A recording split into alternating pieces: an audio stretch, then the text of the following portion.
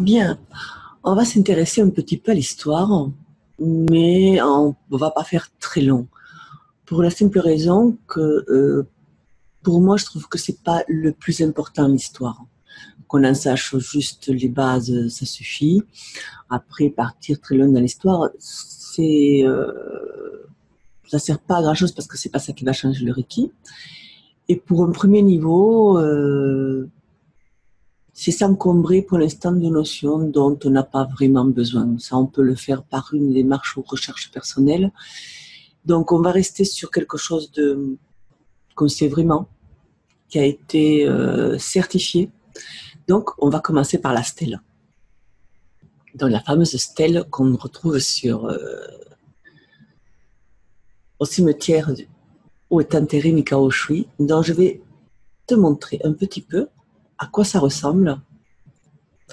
Donc, si tu regardes sur Google que tu fais stèle Mikao Shui, tu vas avoir une quantité de photos qui vont te montrer donc la stèle. Alors, prenons déjà celle-là. Hein. Elle est énorme. Regarde la grandeur. Et par rapport aux lettres, donc ce qui a écrit, en fait, c'est vraiment énorme. Alors, où est-ce qu'on va mieux? Bon, ça c'est Mikao Shui, des images de Mikao Shui. Celle-ci, c'est celle qu'on a sur le manuel. Mais vraiment, bon, c'est vraiment très, très, très grand. Voilà un petit peu. On veut savoir de quoi on parle. Et on va commencer donc par le manuel. Ce qui est marqué sur le manuel. Voilà. Donc, l'épitaphe de la stèle de Mikao Shui. Et on voit ici sur le côté la stèle, d'accord? Et ici le tombeau. Une source de son parcours plus ou moins sûre, car la stèle a été restaurée en 1950, suite à un tremblement de terre. L'épitaphe de la stèle indique Ryu Shusu Ushui Nori, mémorial au bienfaiteur maître Mikao Ushui, fondateur du Reiki. Le texte originel a été rédigé par un certain monsieur Masayuki Okata, membre de la clinique de Reiki de Nakano, et calérifié par monsieur Zuzaburo Ushida, un de ses co-directeurs. Il en existe diverses traductions, plus ou moins littérales, au niveau de la stèle. Pour notre part, nous nous sommes attachés à rester au plus proche de la mentalité de l'époque de sa rédaction. Donc, c'est Pascal Trifangui qui en parle dans Médecine mystique de Mikao Shui, dont tu as reçu un exemplaire par email. Donc, il a essayé de respecter la traduction en fonction de l'âge et du contexte, ce qui est important, parce que lorsqu'on traduit littéralement d'une époque à l'autre, parfois il y a des non-sens et des choses qui ont perdu d'une certaine valeur, d'une certaine compréhension. Donc il a essayé de faire une compréhension, une traduction qui aille dans le sens de l'époque. Donc voici le texte. Est appelé Toku la bonne moralité, cette qualité psychique obtenue par la culture et l'entraînement scolaire. Cependant, Ko, la véritable réalisation, n'est obtenue qu'en incarnant soi-même les principes moraux bouddhiques pour les mettre au service de tous les êtres et les sauver de la souffrance. Seule une personne qui a une haute conscience morale et qui dans toutes ses actions la met en œuvre peut être appelée un maître et un guide spirituel. Depuis les temps anciens, seuls les grands philosophes, les génies bienfaisants et les gens intègres peuvent se réclamer de ce titre. On peut donc affirmer, sans se tromper, que Maître Shui était l'un d'entre eux. Petite parenthèse, c'est très intéressant, ce premier paragraphe. En fait, on dit ce qui est vraiment ce que eux ils entendent par maître. Et pas comme ici en Occident, qu'on affabule le mot maître à tout le monde. Hein, parce qu'on a reçu l'enseignement, on est maître. Non. Maître de quoi? Moi, je fais 1m65 par exemple. Bon, c'est le terme qui m'a choqué depuis le début, hein, que j'ai fait mon niveau 1, surtout quand on s'est intéressé un petit peu aux religions et aux philosophies orientales. Un maître, ce n'est pas lui qui se prononce maître, mais ce sont ses élèves qui l'appellent maître, instinctivement, parce qu'il rayonne, parce qu'il est, parce qu'il apprend, hein, ce qu'il apporte. Et c'est pas la personne qui se dit maître. Et je me rappelle qu'à mon premier niveau, j'avais dit donc à l'enseignante qui nous expliquait le mot maître, je dis mais c'est incohérent parce qu'on nous met une traduction en occident de maître, d'accord, lorsque c'est une pratique orientale et que pour eux maître n'a pas le sens que nous on lui donne. Donc déjà au niveau des traductions, c'était pas ça du tout, d'accord. Et là, on voit donc ce qui est vraiment, ce que eux, ils définissent le mot maître. Ce qui est très intéressant. Allez, on continue la lecture. Là, donc, le vénérable Ushui a initié une méthode permettant de soigner le corps et la conscience comme un tout, en utilisant l'intelligence de l'univers et son pouvoir.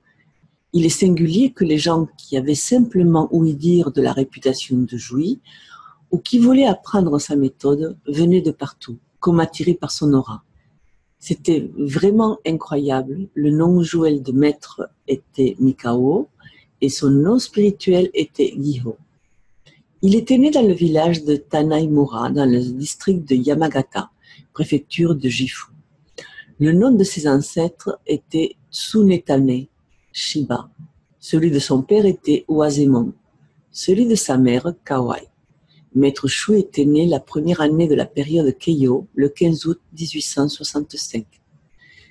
D'après ce que nous savons, il fut un écolier sérieux, doté de qualités vraiment supérieures.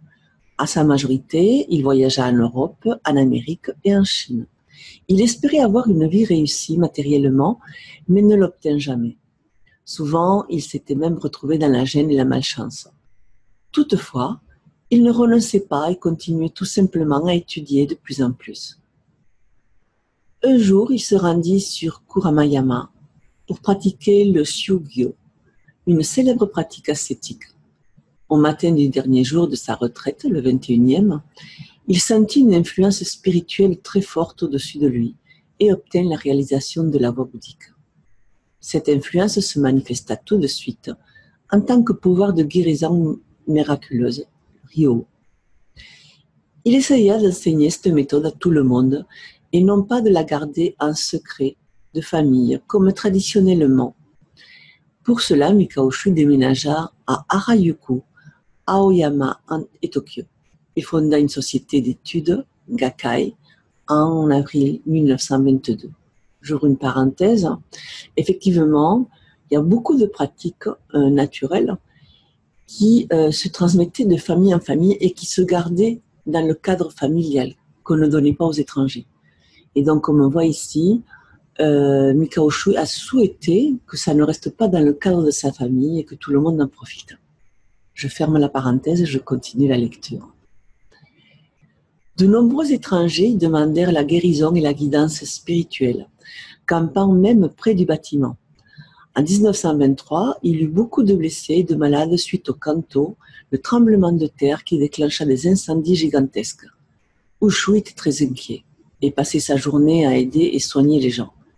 On ne peut imaginer le nombre incroyable de personnes qu'il traita et sauva de la mort.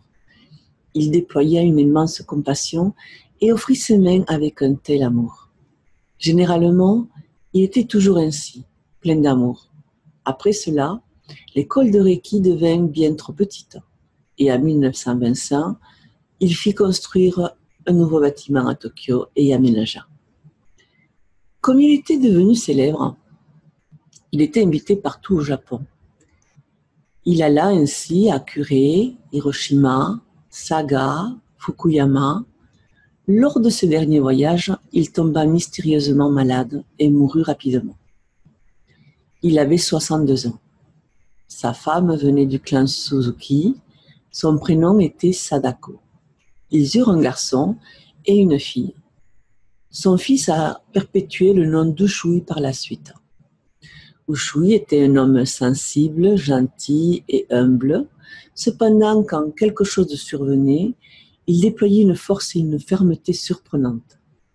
L'histoire, les biographies de maîtres et d'hommes célèbres du passé, la théologie, les canons bouddhiques, les techniques initiatiques et yogiques, l'exorcisme, la magie invocatoire chinoise, la psychologie et la physionomie, les sciences divinatoires et le I Ching, etc. En fait, seule sa culture universelle et sa capacité à expérimenter lui-même les enseignements expliquent le fait qu'ils aient pu obtenir la clé du Rei-yo, abrégé Rei-yo. Tout le monde sera d'accord avec cette analyse. Avec le recul, le Rei-yo ne proposait pas seulement de soigner les maladies, mais aussi de travailler sur la nature de la conscience en prenant pour base le corps. Ainsi, Mikao Ushui espérait que les gens puissent expérimenter le bonheur de vivre. Lorsque les étudiants commençaient le Reiki, on leur enseignait en premier les instructions de conduite formulées par l'empereur Meiji, puis les 5 principes étaient chantés. On les répétait matin et soir sous la forme d'une chansonnette qui nous permettait de garder en tête les 5 préceptes suivants. Nous disons aujourd'hui pas de colère. Nous disons aujourd'hui pas de soucis. Nous disons aujourd'hui de la gratitude. Nous disons aujourd'hui travaillons avec honnêteté. Nous disons aujourd'hui soyons bons envers tous. C'est vraiment quelque chose d'important. De la même façon, et depuis les temps anciens, les saints et les sages se sont disciplinés. Maître Shui l'appelait la méthode secrète pour attirer le bonheur et le remède spirituel à toutes les maladies. Pour résumer ainsi son enseignement. Son intention était que la méthode soit la plus simple possible, la plus aisée à comprendre. Il disait, chaque matin, chaque soir, assis dans le silence, joignez les mains en prière et chantez les préceptes. Un psychisme purifié et sain en résultera. C'est là le véritable but de cette pratique. C'est ainsi pour cela que le Rei-yo devint si célèbre. Depuis quelque temps, le monde est en mutation. Si le Rei-yo peut être diffusé à travers la planète, il sera une aide pour les gens dont l'esprit est devenu confus et qui se détruisent dans l'inconduite. À coup sûr, le Rei-yo n'est pas seulement un moyen de traitement des maladies chroniques et des mauvais penchants. Le nombre d'étudiants Ushui est déjà, en 1927, de plus de 2000. Les étudiants plus avancés continuent à aimer le centre d'enseignement. Takemoni Ushida, qui ont déplacé le centre et l'ont transformé en clinique à Shinan dès 1926, et de nombreux lieux s'ouvrent dans toutes les provinces du Japon, tentant de diffuser au mieux le Rei-yo. Bien que Mikao Ushui est maintenant trépassé, le Rei-yo continuera à se répandre et à être connu dans le futur. Ah, quelle grande chose ce Rei-yo que le maître Ushui nous a légué et a partagé avec nous. Ses étudiants se sont regroupés pour célébrer sa mémoire et ériger cette stèle au temple de Sayoji dans le district de Kyotoban, afin que les générations futures sachent que ce maître Ushui a fait avec bénévolat et que le Rei-yo continue à être enseigné dans le futur. Parce que j'apprécie profondément le travail de maître Ushui et que j'ai été ému par la volonté de ses élèves d'honorer ainsi leur maître défunt, on m'a désigné pour écrire ces mots. J'ai accepté cet honneur et de la sorte, j'espère sincèrement que les gens n'oublieront pas de penser à maître Ushui avec respect. Fin de l'inscription de la stèle.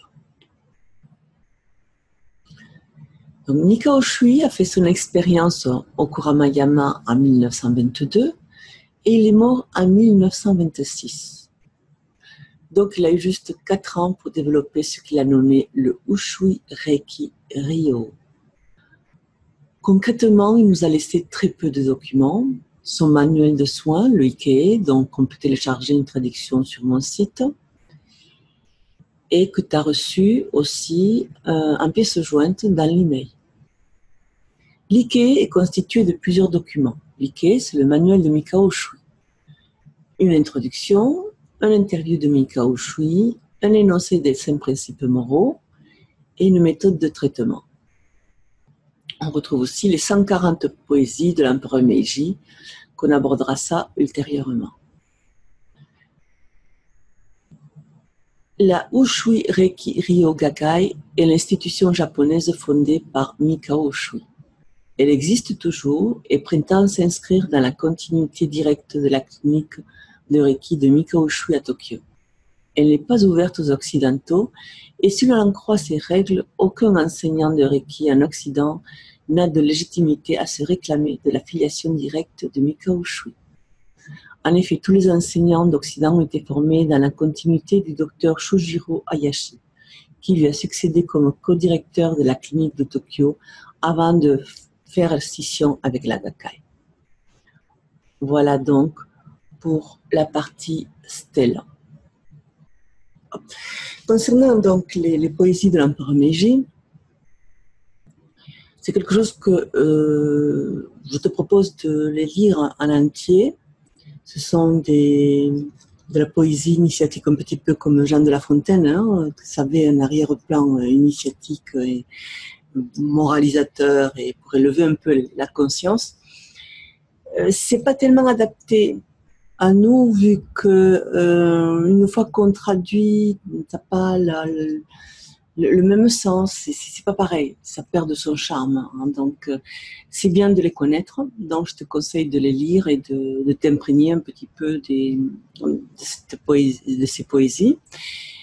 Mais on pourrait remplacer les poésies de l'empereur Meiji par des lectures qui vont nous élever, nous apporter quelque chose d'autres qui vont nous faire réfléchir et nous pousser plus loin au niveau de nos repères, on va dire. On a aussi des vidéos qui sont intéressantes, qui te permettent d'aller plus loin, comme ce que je t'ai montré concernant les documentaires de Tristria.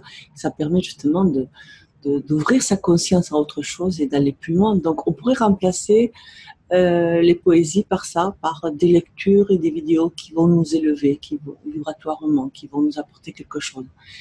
Donc c'est important de rester toujours, de penser à être toujours dans une bonne vibration, hein, au niveau de ses pensées, et tout, parce que Mikao Usui, de toute façon, on disait que tout venait de nos pensées, et que du moment qu'on avait des pensées saines, tout le reste suivait, hein,